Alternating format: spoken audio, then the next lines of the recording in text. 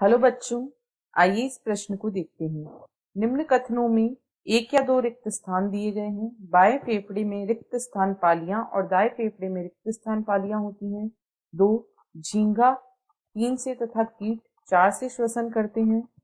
3 बलपूर्वक अधिकतम अंतःश्वासित और निःश्वासित वायु की मात्रा को फेफड़ों की रिक्त स्थान कहते हैं। सही विकल्प चुनकर खाली स्थानों को भरें।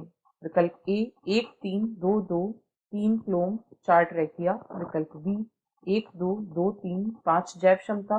विकल्प सी 3 फ्लोम 4 ट्रैकिया 5 ज्वारीय आयतन। या विकल्प डी 3 ट्रैकिया 4 फ्लोम या 5 ज्वारीय आयतन। इस प्रश्न की जो मुख्य अवधारणा वह है जैव क्षमता। जैव क्षमता किस प्रकार यह जैव क्षमता जो है उसकी परिभाषा यहाँ पर हम देखते हैं तो जो भी बलपूर्वक अधिकतम अंतःश्वासित या निःश्वासित वायु की मात्रा होती है या बलपूर्वक श्वसन के दौरान बलपूर्वक अधिकतम अंतःश्वासित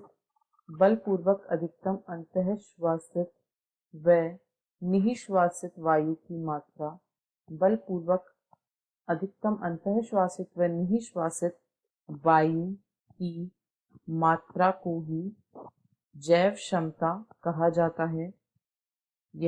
इसे वाइटल कैपेसिटी या जैव क्षमता कहा जाता है। अब हम दिए गए रिक्त स्थानों को देखते हैं तो जो बाएं फेफड़े होते हैं, बाएं फेफड़े में 2 पालियां होती हैं और जो दाएं फेफड़े होते हैं उनमें 3 पालियां होती हैं। बाएं फेफड़े में 2 तथा दाएं फेफड़े में 3 पालियां होती हैं। अब दूसरे कथन में दिया गया है कि झींगा किससे श्वसन करता है, तो झींगा जो होता है वह क्लोम से तथा झींगा क्लोम से श्वसन करता है, यानी 3 में आएगा। झींगा क्लोम से श्वसन करता है।